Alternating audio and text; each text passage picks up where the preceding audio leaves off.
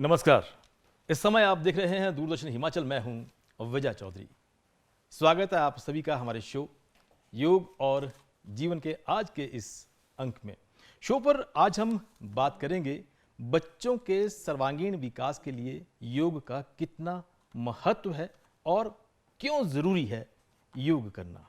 क्योंकि जैसा कि आप सभी को पता है, आज की जो ज़िंदगी है, जो जीवन है, हम इंग्लिश में कहते हैं ना, केवल अंग्रेजी में कहते हैं कि हरी वरी करी, यानी कि भाग दौड़ भरी जिंदगी है। किसी के पास किसी के लिए कोई समय नहीं है। हमारे पास अपने लिए समय नहीं है कि हम 5 मिनट 10 मिनट योग के लिए निकाल सकें, व्यायाम के लिए निकाल सकें, ताकि हम स्वस्थ रहें। तो किस तरह से स्वस्थ रहा जा सकता है, इस सब के बारे में आज हम शो पर बात करने वाले हैं। तो शो पर आज हमारे साथ विस्तार से जानकारी देने के लिए हमारे मध्य में है श्री भूपेंद्र जी, जो कि योग प्रशिक्षक हैं और योग गुरु हैं। भूपेंद्र जी, बहुत बहुत स्वागत है आपका हमारे आज के इस शो पर। बहुत बहुत धन्यवाद। भूपेंद्र जी से हम जानेंगे आज कि बच्चों के सर्वांगीण विकास के लिए योग कितना ज़रूरी है, वो कौन कौन सी क्रियाएं हैं, वो कौन कौन से व्यायाम हैं, वो कौन कौन से आसन हैं जो कि बच्चों के लिए बहुत ज़रूरी है। तो इससे पहले कि भूपेंद्र जी से हम बातचीत करें, थोड़ा सा बेसिक जो होता है ना कि योग क्या है, योग का अभिप्राय क्या है, इसके बारे में हम भूपेंद्र जी से जानते हैं। भूपेंद्र जी, योग से आपका क्या अभिप्राय है? जी, देखिएगा, जैसे आज का विषय है बच्चों के सर्वांगीण विकास के लिए योग। वैसे अगर हम योग की बात करें तो योग एक व्यक्ति का सर्वांगीण विकास करता है, एक चहुमुखी विकास करता है। चाहे वो शारीरिक हो, चाहे वो मानसिक हो, चाहे वो आध्यात्मिक हो, चाहे वो बौद्धिक हो, चाहे वो भावात्मक हो, चाहे वो सामाजिक हो, चाहे वो आर्थिक हो। हर तरह से जब एक व्यक्ति को पूरी तरह से विकसित कर दे और निरंतर उसका विकास होता रहे हर क्षेत्र में, तो योग एक ऐसी विधा है जो हर तरह से व्यक्ति के विकास के लिए सहायक है। और यहाँ तक कि एक जीवन का जो अंतिम ध्येय है वो है आध्यात्मिक दुनिया में प्रवेश करना, तो वहां तक भी योग हमें पहुंचाने का प्रयास करता है। बहुत अच्छी बात आपने कही है। अब हम थोड़ा सा बात करते हैं कि योग के वो कौन कौन से सिद्धांत हैं जिनका कि जानना हम सब के लिए, माँ बाप के लिए, बच्चों के लिए बेहद जरूरी है। जी, मैं अगर शास्त्र अनुसार बात करूं तो शास्त्रों में एक सिद्धांत दिया गया है, उसे कहते हैं पंचकोश का सिद्धांत। यानी कि हमारा जो शरीर है, उस शरीर में 5 कोश बताए गए हैं हमारे शास्त्र अनुसार। वो 5 कोश कौन कौन से हैं? वो 5 कोश है अन्नमय कोश, उसके बाद है प्राणमय कोश, उसके बाद है मनमय कोश, उसके बाद है विज्ञानमय कोश और लास्ट में है आनंदमय कोश। यानी कि एक शरीर के अंदर 5 कोश विद्यमान होते हैं और इन्हीं 5 कोशों के हिसाब से हमारा जो जीवन है वो व्यवस्थित होता है, चाहे वो किसी भी क्षेत्र से हम ले। अब यहाँ आज के विषय की अगर हम बात करें तो बच्चों का सर्वांगीण विकास, जब सर्वांगीण शब्द यहाँ पे आ गया तो वहाँ पे पंचकोश का जिक्र होना स्वाभाविक है, क्योंकि पंचकोश के माध्यम से ही एक बच्चे का सर्वांगीण विकास संभव है या सर्वांगीण विकास किया जा सकता है। तो ये जो पंचकोश हैं ये कौन कौन से हैं, इसके बारे में जरूर बताना चाहूंगा मैं। पहला हमने आपको बताया वो है अन्नमय कोश। अन्नमय कोश के अंतर्गत हमारा स्थूल शरीर आता है, हमारे अंग प्रत्यंग आते हैं। अन्नमय कोश को मजबूत बनाने के लिए और अंगमय कोश का निरंतर विकास हो, इसके लिए योगासन का अभ्यास सबसे आवश्यक है, नितांत आवश्यक है। इसके साथ साथ बच्चों की अगर मैं बात करूं तो बच्चों के लिए खेल कूद बहुत आवश्यक है। दौड़ना, भागना, खेलना, कूदना बहुत बहुत आवश्यक है, तभी जाकर के उसका जो ये हमारा सबसे बाहर वाली लेयर है हमारे शरीर की, इसका विकास हो सकता है, अन्नमय कोश का विकास हो सकता है। इसके साथ साथ एक इंपॉर्टेंट है, वो है बच्चे का आहार, बच्चे की डाइट। तो ये सारे के सारे कंटेंट हमारे किस में आते हैं? अन्नमय कोश के अंतर्गत आते हैं। एक बच्चे का अन्नमय कोश के हिसाब से या शारीरिक रूप से अगर हम विकास करना चाहते हैं तो इन सब चीजों को हमें ध्यान में रखना होगा। तो ये पहला कोश हो गया हमारा जी। दूसरे कोश की अगर हम बात करें तो दूसरा कोश है प्राणमय कोश। जैसे शब्द से ही हम इसको समझ पा रहे हैं कि प्राण का मतलब होता है हमारी सांसें, हमारी जीवन शक्ति, एक ऊर्जा जो हमारे शरीर के अंदर विद्यमान होती है। जी। तो इस प्राणमय कोश को भी मजबूत बनाना बहुत आवश्यक है, इस प्राणमय कोश को भी संतुलित करना बहुत आवश्यक है और इसका विकास करना बहुत आवश्यक है। तो इसके लिए जो एक बहुत बड़ी विधा है योग की, वो है प्राणायाम, यानी कि प्राण साधना। प्राण साधना के माध्यम से हमारा जो ये प्राणमय कोश है इसको विकसित किया जा सकता है और ये बच्चों के लिए बहुत आवश्यक है। वो इसलिए क्योंकि 25 वर्ष तक बच्चे का जो है विकास है वो संभव हो पाता है हर तरीके से। जी। तो प्राणायाम बच्चों के लिए बहुत आवश्यक है। हम आज के समय में देखते हैं एक बच्चा जब हल्का जैसा चलना शुरू कर देता है, जब थोड़ा सा चढ़ाई में चलना शुरू कर देता है तो उसकी सांसें फूल जाती है। जी जी जी। इसका सीधा सा मतलब है कि उसका जो प्राणमय कोश है वो कमजोर पड़ गया है। तो प्राणमय कोश को मजबूत करने के लिए उसे प्राणायाम करना नितांत नितांत नितांत आवश्यक है। तो ये था प्राणमय कोश। प्राणमय कोश के बाद आता है मनमय कोश। मन का सीधा सा संबंध हमारे मन के साथ है, मन में उठने वाले विचारों के साथ है, हमारे भावनाओं के साथ है। तो मन के विचारों को, मन में उठने वाले विचारों को, भावनाओं को नियंत्रित करना बहुत आवश्यक है, संतुलित करना बहुत आवश्यक है। तभी एक सामान्य जीवन जिया जा सकता है, खुशहाल जीवन जिया जा सकता है। तो ये भी योग के माध्यम से संभव है कि हम अपने मनमय कोश को मजबूत कैसे बना सकते हैं और इसको निरंतर विकास में कैसे ले जाया जा सकता है। तो इसके लिए जो योग में विधाएं हैं वो है हमारी ध्यान विधा है, प्राणायाम विधा है, योग मुद्राएं हैं। इनके माध्यम से क्या किया जा सकता है, जो ये मनमय कोश है इसको मजबूत किया जा सकता है और इसका विकास किया जा सकता है। 2 कोश हमारे और रह गए, इसमें सबसे आवश्यक कोश है जो बच्चों के लिए, वो है विज्ञानमय कोश। क्या बात है। और ये विज्ञानमय कोश के अंतर्गत आता क्या क्या है? बुद्धि आती है, बच्चे का विवेक आता है, अहंकार आता है और ज्ञान आता है। ये सारी की सारी चीजें विज्ञानमय कोश के अंतर्गत आती है और ये ही बच्चे का आधार बनाता है। इस स्थिति में योग क्या कह रहा है कि विज्ञानमय कोश को अगर हमने मजबूत बनाना, उसका विकास करना है तो उसके लिए जरूरी है शास्त्रों का अध्ययन। और शास्त्रों का अध्ययन नहीं करना है बल्कि उसको व्यावहारिक रूप से अपने जीवन में लाना है, तभी जाकर के विज्ञानमय कोश हमारा विकसित होगा, तभी जाकर के विज्ञानमय कोश का विकास संभव है। अब देखिएगा, शास्त्रों का अध्ययन का मतलब है शास्त्रों में बहुत सारी चीजें ऐसी है जो हमें करने के लिए बताई गई है, बहुत सारी चीजें ऐसी है जो अकरणीय है, जिसको हमें नहीं करना है। तो ये सारी चीजें हमें व्यवहार में लानी है, तभी जाकर के हमारी बुद्धि का विकास होगा, तभी जाकर के विवेक का विकास होगा, तभी जाकर के ज्ञान का विकास होगा।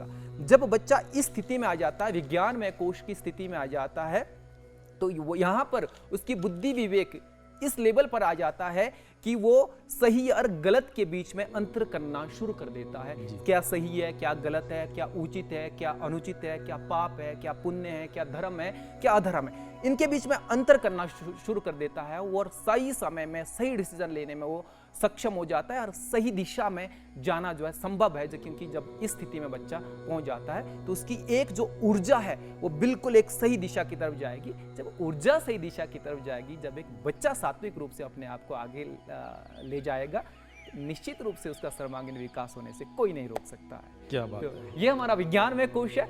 इसके बाद एक और कोश आ गया, वो है आनंदमय कोश। लास्ट शब्द से, हाँ लास्ट वाला शब्द से ही हम परिचित है कि आनंदमय कोश, कि ये पूरा का पूरा आध्यात्मिक दुनिया से जुड़ा हुआ है। इसमें बच्चे का आध्यात्मिक विकास, पॉजिटिव विकास, हम अपनी चेतना को किस तरह से उसका विकास कर सकते हैं, किस तरह से उसको सही दिशा दे सकते हैं, ये जो है इसके अंतर्गत आता है। ये भी योग के माध्यम से संभव है, क्योंकि हमने साधना शब्द सुना है योग में, तो ये साधना के माध्यम से संभव है। इस तरह से बच्चे का सर्वांगीण विकास पंचमय कोश के हिसाब से संभव है और पंचमय कोश को हमें योग के दृष्टिकोण में ढालना पड़ेगा, तभी जाकर के बच्चे का सर्वांगीण विकास संभव है। क्या बात है भूपेंद्र जी, आपने बहुत ही विस्तार से आज हमारे दर्शकों को ये जानकारी दी है कि वो कौन कौन सा क्रियाएं भी होनी चाहिए। आपने कोशों की बात की है, अब थोड़ा सा, क्योंकि पेरेंट्स सोच रहे होंगे कि काफ़ी आपने ज्ञान दे दिया, लेकिन अब प्रैक्टिकली जब हम योग क्रियाओं की बात करते हैं, तो वो कौन कौन सी यौगिक क्रियाएं हैं, कौन कौन से व्यायाम है, कौन कौन सी एक्सरसाइज है, कौन कौन से योग अभ्यास है जो कि बच्चों के लिए, उसके बच्चों के सर्वांगीण विकास के लिए बहुत ज़रूरी है। जी, अब हमें करके ज़रूर बताएं। जी जरूर, आपने एक बहुत अच्छा प्रश्न किया। ये इसके लिए मैं आपको 20 साल पहले के विद्यालय स्तर पर ले जाना चाहता हूँ। विद्यालय स्तर में 20 साल पहले क्या होता था कि जब कोई बच्चा पढ़ने में थोड़ा सा कमजोर होता था तो स्कूल में गुरु लोग क्या करते थे, एक सजा के रूप में उसे कुछ चीजें करने के लिए देते थे। उस सजा के रूप में क्या चीजें होती थी, पहला हमारे गुरु लोग क्या बोलते थे उस बच्चे को कि आप क्या करो, दोनों हाथों को फैलाओ बाहर की तरफ, उसके बाद दोनों बाजुओं को सिर के ऊपर ले जाओ, यहाँ पर हाथों की फिंगर्स को लॉक करो, हथेलियों का रुख ऊपर की तरफ करो और पंजों के बल आ जाओ। यानी कि हाथ को ऊपर करके पंजों के बल उस बच्चे को खड़े होने के लिए बोला जाता था जी। अब इसी को अगर हम योग के दृष्टिकोण से बात करें तो इसी का एक नाम है, वो नाम है ताड़ासन। देखिए, अब ताड़ासन एक संतुलनात्मक आसन है, बैलेंसिंग आसन है। बैलेंसिंग आसन जो है वो हमारी बुद्धि विवेक के लिए बहुत अच्छे है, हमारे ब्रेन के लिए बहुत अच्छे है। इससे एकाग्रता आती है, इससे स्थिरता आती है। जब एकाग्रता और स्थिरता एक बच्चे के अंदर आएगी तो निश्चित रूप से क्या होगा, उसकी बुद्धि का विकास होगा, उसके विवेक का विकास होगा और वो पढ़ाई में अपने आप को आगे ले जाने में सक्षम हो पाएगा। तो ये एक्चुअली वो सजा नहीं थी, वो एक उसके बुद्धि विवेक को, उसके ब्रेन को तेज करने के लिए एक विधा थी जी। तो ये एक ताड़ासन है जो बच्चों के लिए बहुत आवश्यक है। इसके साथ साथ हमारी बॉडी में स्ट्रेच हो रही है, स्ट्रेच होने से क्या हो रहा है कि एक शारीरिक विकास भी एक बच्चे का हो रहा है। ऐसे ही जैसे गए थे धीरे से वापस आएंगे, हम पहले एड़ियों को वापस लाएंगे, धीरे से दोनों बाजुओं को बाहर की तरफ फैलाते हुए धीरे से वापस आएंगे। तो ये एक पहला अभ्यास जो है गुरु लोग देते थे बच्चे के लिए। और इसी में एक तो था कमजोर बच्चा, एक उससे भी कमजोर बच्चा जो हुआ करता था, उसके लिए एक सजा सुनिश्चित होती थी। क्या बोलते थे कि बच्चे तू एक टांग में खड़ा हो जा जी। अब एक टांग में कैसे खड़ा होना है मैं बता रहा हूं, उसमें योग की एक बहुत बड़ी विधा है ये। उसमें क्या करते हैं, दोनों हाथों को कंधों के दाहिनी बाईं तरफ फैलाते हैं, यहीं से दोनों बाजुओं को ऊपर नमस्कार की स्थिति में ले आएंगे और अपनी एक टांग को ऊपर उठाते हुए अपनी थाइज के पास अपने पैर के पंजे को लाते हैं। इसे कहते हैं वृक्षासन। ये उस दौरान एक सजा हुआ करते थे, लेकिन योग का एक महत्वपूर्ण आसन है।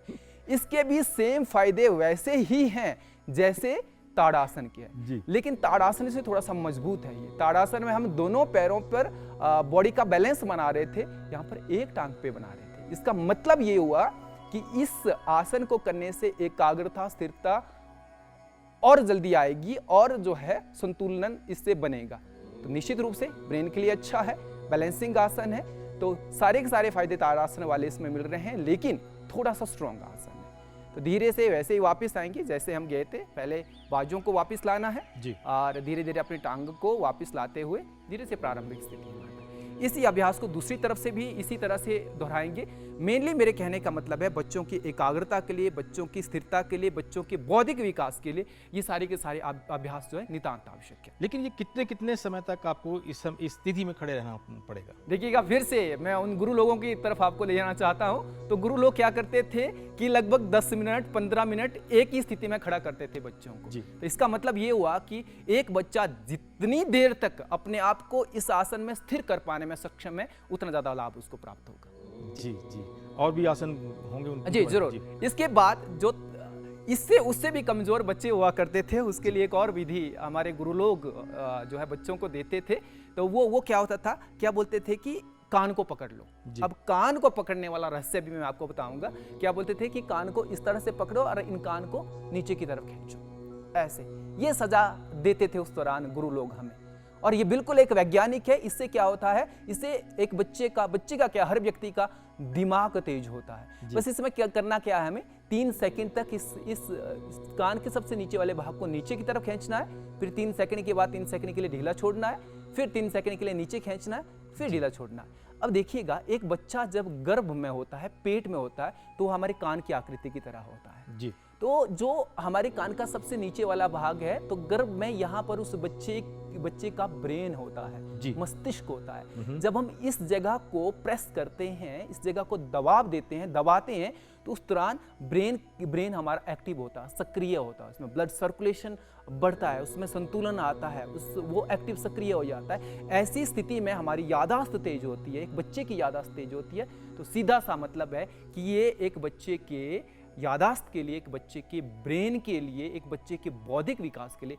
बहुत अच्छा अभ्यास। लेकिन आज के युग में तो मैंने अक्सर देखा है कि जब भी बच्चा कोई गलती करता है, उसके माँ बाप उसे कहते हैं कि से सॉरी, अंग्रेजी में कहते हैं, है ना? तो बच्चा इस तरह से कान पकड़ के वो सॉरी बोल लेता है, जी। लेकिन उसके पीछे रहस्य क्या है ये आपने बहुत विस्तार से बताया है। हाँ बिल्कुल, ये चीज हुआ करती थी। और जो सबसे ढीठ बच्चे हुआ करते थे उनके लिए एक बहुत बड़ी सजा जो है गुरु लोगों के द्वारा दी जाती थी। लेकिन ये सजाएं नहीं थी, ये मैं जी, बार जी, बार जी। कह रहा हूँ, ये सजाएं नहीं थी, ये बच्चे के विकास के लिए एक बहुत बड़ी विधाएं हुआ करती जी। थी, जो हमारी योग की विधाएं जी। थी। और वो जो ढीठ बच्चों के लिए क्या करते थे, बोलते थे कि कान पकड़ो और कान पकड़ करके उठक बैठक करो। अब देखो कैसे होता था, वाह। ऐसे कान पकड़े और ऐसे बैठा दिया जाता था ये। नीचे, और फिर ऊपर उठना होता था, फिर नीचे बैठा दिया जाता था, फिर ऊपर उठना है। इसको 15 से 20 बार दोहराते थे। अब इसको थोड़ा सा समझने का प्रयास करेंगे। जब हम इसमें नीचे बैठते हैं तो कान हमारा नीचे की तरफ खींचता है, ये देखिए। जी। और जब हम वापस आते हैं तो कान हमारा ढीला हो जाता वाह, है, क्या कान का बात जिस है। पोर्शन को हमने, तो इसका मतलब हुआ जब हम नीचे बैठ रहे हैं तब हमारा ब्रेन का जो यहाँ पर पॉइंट है, जी, जी। दिमाग तेज होने का जो पॉइंट है, वो निरंतर प्रेस हो रहा है। वो क्या कर रहा है, हमारी मेमोरी, हमारी याददाश्त को तेज करने का काम कर रहा है। जी। इसके साथ साथ जब नीचे बैठ रहे हैं, अब देखो जैसे नीचे बैठे, नीचे बैठने से इसमें हमारे शरीर के बहुत सारे ऑर्गन्स शामिल हो रहे हैं। हमारा नी हो रहा है, हमारा पेट हो रहा है, हमारा बैक हो रहा है, हमारे लंग्स और अच्छा, पंजों के बाहर नहीं बैठना, पूरे पैरों के बाहर बैठना हाँ है। पूरा एड़ी नीचे लगनी चाहिए। एड़ी नीचे लगनी चाहिए। हाँ। ये बहुत मुश्किल है। तो इससे क्या होता है, इससे अगर मैं शारीरिक फायदों की बात करें, एक तो बच्चे का पेट ठीक रहेगा, पेट के विकार ठीक रहेंगे, और दूसरा उसकी बैक इसमें इन्वॉल्व हो रही, तो बैक को स्ट्रेंथ मिलेगी। हाँ, अक्सर कहा भी जाता है नी- कि पेट और पड़ोस बिल्कुल सही होना चाहिए। जी जी जी बिल्कुल। और नी में हमारी स्ट्रेंथ आनी शुरू हो जाएगी, तो बच्चे का शारीरिक विकास भी हो रहा है और मानसिक विकास भी हो रहा है। मैं वर्तमान समय की बात करूं तो अमेरिका में क्या किया जाता है, इसी विधा को, जिसे हम उठक बैठक कहते हैं, इसी को सुपर ब्रेन योग के नाम से जाना जाता अरे है। वाह। बस उन्होंने क्या किया, थोड़ा सा हाथों को चेंज कर दिया। हाथ हमारे इस तरह से क्रॉस होंगे, क्रॉस होकर के कानों को पकड़ना है, और बाकी सेम चीज वही करनी है। इसको सुपर ब्रेन योग के नाम से जाना जाता है, और बहुत ज्यादा चर्चा पर ये अभ्यास जो है अमेरिका में है। तो देखिए हमारी संस्कृति कितनी अपने आप में कितनी महान है, कितनी अद्वितीय है, कि उसमें ये विधाएं सदियों से चली आ रही है। मतलब हम सीधे ना पकड़ के अमेरिका ने इसे उल्टा पकड़ना शुरू कर दिया। हाथों को चेंज कर दिया, बाकी जी। सेम चीज वही है। तो इस तरह से बच्चों के सर्वांगीण विकास के लिए ये जो गुरु लोग आज से 20 साल पहले हमें सजाओं के रूप में जो चीजें देते थे, वास्तव में वो सजाएं नहीं, वरदान हुआ करती थी वो सारी की सारी चीजें। ये सारी की सारी चीजें बच्चों के सर्वांगीण विकास के लिए नितांत चलिए, आवश्यक है। 3 क्रिया आपने बता दी, अब हम चौथी क्रिया की तरफ चलते हैं। चौथी क्रिया कौन सी है? जी, फिर। जी, इसके बाद अगर अगला अभ्यास करते हैं, तो अगले अभ्यास की अगर मैं बात करूं तो फिर से मैं एक और सजा हुआ करती थी, वो बहुत स्ट्रांग हुआ करती थी, बहुत मजबूत हुआ करती थी। लगता है आप सारी सजा हमें देने वाले हैं यहाँ पर। एक्चुअली ये सजाएं नहीं थी, सजाएं नहीं जी, थी, जी, जी। ये एक वरदान के रूप में थी बच्चों जी, के लिए। जी। उस दौरान बच्चों को मुर्गा बना दिया जाता था, जो बहुत ढीठ हुआ करते थे उनको मुर्गा बना दिया जाता था। लास्ट सजा ये हुआ करती थी। अब देखिए इसको भी मैं वैज्ञानिक तरीके से आपको बताऊंगा। जी। मुर्गा कैसे बनाते थे, दोनों टांगों के बीच में इस तरह से गैप दे दिया जाता था, दोनों हाथों को टांगों के पीछे से क्रॉस करेंगे, नी को बेंड करेंगे, और दोनों हाथों से अपने कानों को पकड़ लिया जाता था। कान वाला रहस्य तो मैंने बता दिया, बहुत मुश्किल है हमारे लिए तो। कान वाला रहस्य तो मैंने आपको बता दिया कि कान के पीछे कारण मेरे क्या लिए है। बहुत मुश्किल है ये। इसमें दूसरा क्या करने देते थे हमारे गुरु लोग, वो बोलते थे कि अपने नितंबों को ऊपर उठाओ, जी। ये इस स्थिति में लाने का प्रयास करते थे। इसमें अगर हम देखेंगे तो इसमें जो ब्लड का सर्कुलेशन सबसे ज्यादा हमारे ब्रेन की तरफ आ रहा है, और जब ब्लड का सर्कुलेशन ब्रेन की तरफ आएगा तो निश्चित रूप से ब्रेन हमारा सक्रिय होगा, एक्टिव होगा। सक्रिय होगा तो बौद्धिक क्षमता का विकास होगा, और ये इस तरह से फिर नीचे आने के लिए बोलते थे और फिर ऊपर जाने के लिए बोलते थे। ये सजा हुआ करती थी उस तरह। जी, जी, जी, जी। तो ये एक्चुअली सजा नहीं है, योग का एक आसन भी है, योग का एक अभ्यास भी है, जो ब्रेन के लिए सर्वोपरि बताया जाता था। तो ये मुर्गा आसन है। तो मुर्गा आसन हमारे ब्रेन के लिए सबसे अच्छा है। इसके साथ साथ इसमें हमारे शरीर के बहुत सारे ऑर्गन शामिल हो रहे हैं, तो शारीरिक विकास के लिए भी इसका बहुत ज़्यादा महत्व है। तो एक बच्चे का शारीरिक विकास, एक बच्चे का मानसिक विकास, एक बच्चे का बौद्धिक विकास, एक बच्चे का शैक्षिक विकास जी, केवल और केवल मात्र एक मुर्गा आसन से संभव है। देखिए कितना बड़ा अभ्यास है अपने आप में। जी, जी, जी। जी अगली क्रिया भी आप बता दीजिए। बैठ के आपने इस स्थिति में हमें ला दिया है, जी। तो इस स्थिति का भी किस तरह से इसको किया जाना चाहिए और इसका क्या क्या महत्व रहता है? देखिएगा, अगला एक महत्वपूर्ण पड़ाव की तरफ ले जाना चाहूँगा मैं, कि एक बच्चा जब पढ़ने बैठ रहा है, जब बच्चा पढ़ने बैठ रहा है तो उसके बैठने की स्थिति सबसे इंपॉर्टेंट है, सबसे आवश्यक है। उसे बैठना कैसे, आज के समय में बच्चा क्या कर रहा है, लेट करके, पीठ के बल लेट करके पढ़ रहा है, पेट के बल लेट करके पढ़ रहा है, जो सबसे ज्यादा नुकसानदायक उस बच्चे के लिए है। बच्चा जब भी पढ़ने बैठे तो एक तो उसकी पीठ सीधी होनी चाहिए, एक वो बहुत ज्यादा झुक करके ना पढ़े, ये दोनों चीजें उसके लिए नुकसानदायक है। और तीसरा एक इंपॉर्टेंट पहलू ये है कि मैंने अक्सर देखा बच्चे जो है बेड के ऊपर बैठ करके पढ़ना शुरू कर देते हैं। बेड की एक एनर्जी है, आलस्य, जी। बेड की एक एनर्जी है निद्रा की। वहां पर जब भी हम बैठेंगे, जब भी कोई काम करेंगे तो वहां पे आलस्य आएगा ही आएगा। अपने पढ़ने के लिए अलग से एक स्थान सुनिश्चित करें, उस स्थान में बैठे और उस स्थान में ही अपना अध्ययन का कार्य करें। इसमें एक इंपॉर्टेंट चीज ये है कि जब बच्चा पढ़ाई कर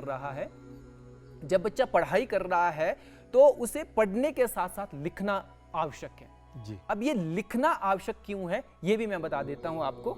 देखिए, जैसे हमारे पास ये पेन है, पेन को जब इस तरह से बच्चा पकड़ता है, ऐसे पकड़ता है, तो हमारा जो ये अंगूठा है, अंगूठे का सबसे ऊपर वाला जो हिस्सा है, ये वाला जो भाग है, ये एक्यूप्रेशर के हिसाब से यहाँ पर हमारा ब्रेन का पॉइंट है। यहाँ पर हमारा ब्रेन का पॉइंट है, इस जगह पर, ये देखिए, ये जगह हमारा, इस जगह पे हमारा ब्रेन का पॉइंट। जब भी हम लिखते हैं तो एक्यूप्रेशर हो जाता है। हाँ, जब एक बच्चा लिखता है, लिखते वक्त क्या होता है, हमारा ये जो ब्रेन का यहाँ पे जो पॉइंट है, ये स्वाभाविक रूप से जी एक्टिव होना शुरू हो जाता है, क्योंकि इसमें प्रेशर पड़ रहा है, तनाव पड़ रहा है। भूपेंद्र जी, यहाँ पे आपको मैं रुकूंगा। आपको शायद याद होगा कि बचपन में जब हम स्कूल में जाया करते थे, हमें सजा के तौर पे, जब ये आपने पेन की बात कही है, तो पेन को या पेंसिल को दो उंगलियों के बीच में रखकर हमें, हमारे जो टीचर हुआ करते थे, हमारे गुरु होते थे, तो वो इस तरह से खूब इसको मसलते थे, तो घुमाते थे, तो बहुत दर्द होता था पूरी शरीर। जी जी जी जी जी, क्योंकि एक्यूप्रेशर था वो। बिल्कुल एक्यूप्रेशर था वो, क्योंकि हमारे हाथ में हमारे संपूर्ण शरीर के अंगों के जो है पॉइंट्स हैं जी। और जब उन पॉइंट्स, वो पॉइंट्स तभी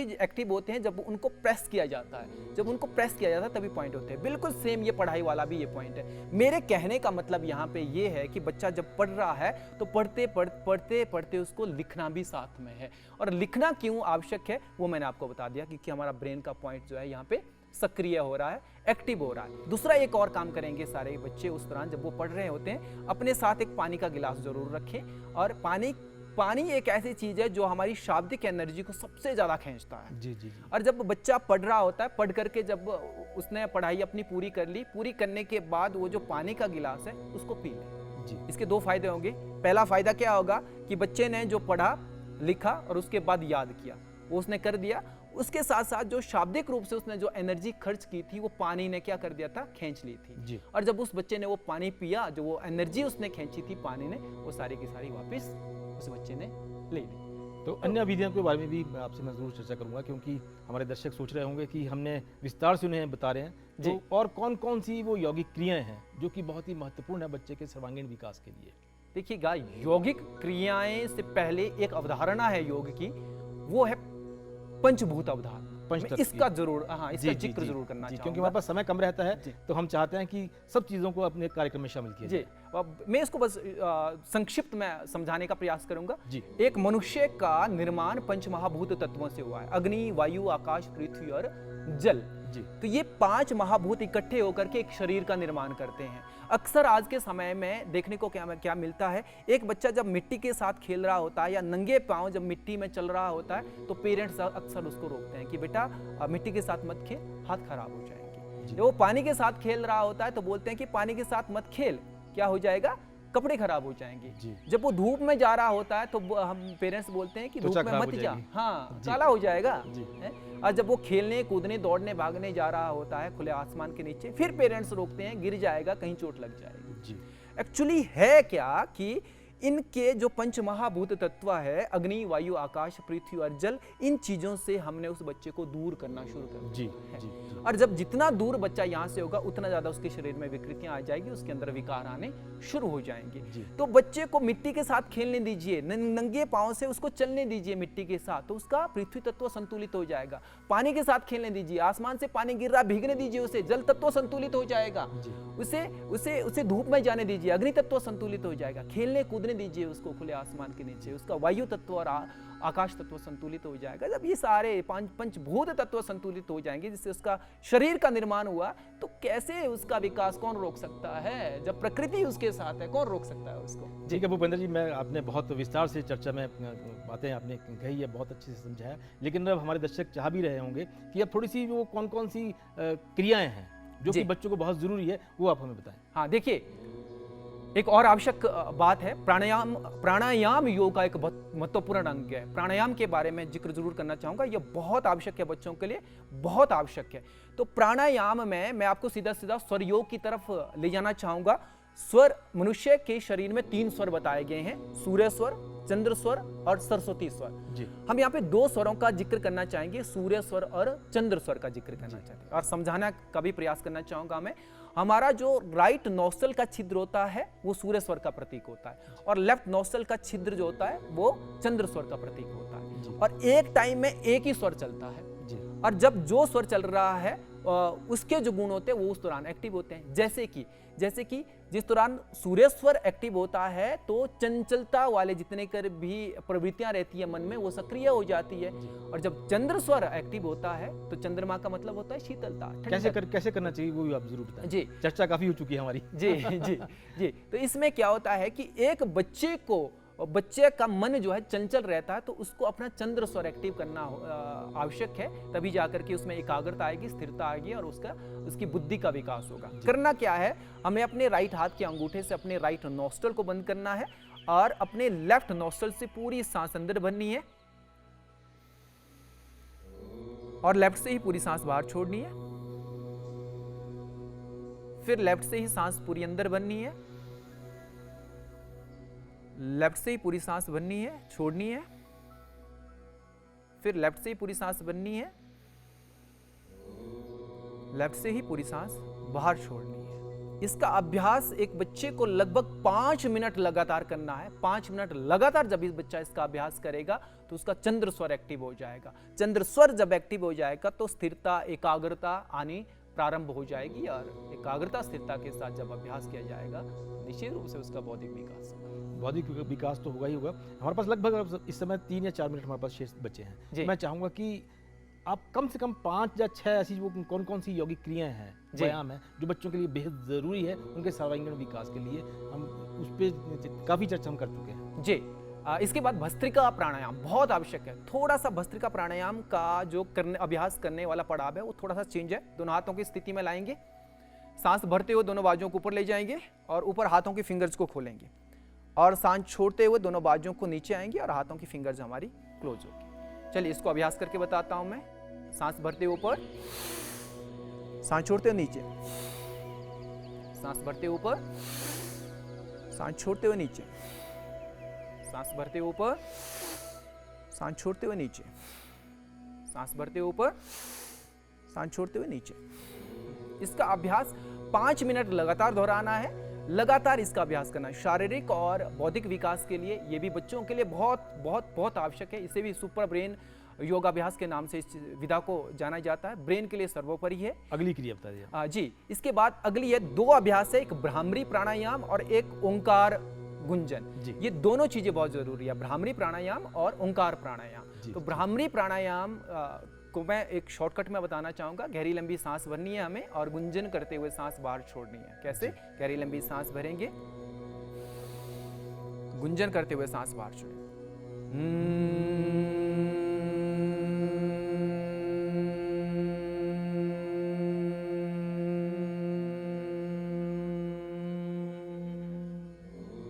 एक बार फिर से दोहराएंगे, गहरी लंबी सांस भरेंगे, गुंजन करते हुए सांस बाहर छोड़ेंगे।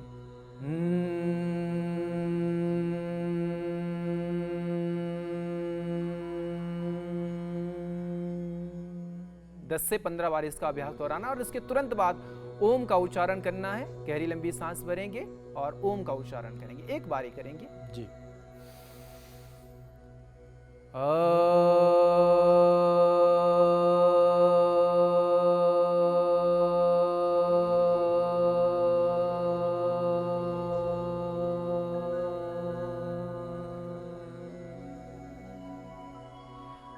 भ्रमकार प्राणायाम का अभ्यास बच्चों को 5 से 7 बार करना है और उसके बाद ध्यान की स्थिति में बैठ जाना है बच्चों को।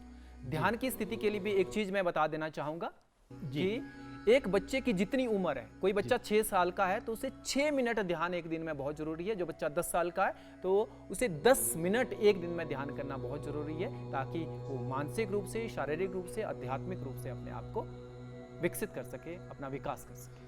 तो भूपेंद्र जी, आज आपने बहुत ही विस्तार से हमारे दर्शकों को जानकारी दी है कि बच्चों के सर्वांगीण विकास के लिए वो कौन कौन सी क्रियाएं हैं और क्यों ये ज़रूरी है बच्चों के सर्वांगीण विकास के लिए। तो इसी नोट पर हम अपना आज का ये योग और जीवन का कार्यक्रम यहीं पर समाप्त करते हैं। आप हमारे स्टूडियो में आए, इतनी अच्छी जानकारी हमारे दर्शकों से साझा की है, इसके लिए आपका बेहद शुक्रिया। तो कार्यक्रम में आज बस इतना ही, लेकिन आप बने रहिए दूरदर्शन हिमाचल के हमारे अन्य कार्यक्रमों के साथ। नमस्कार।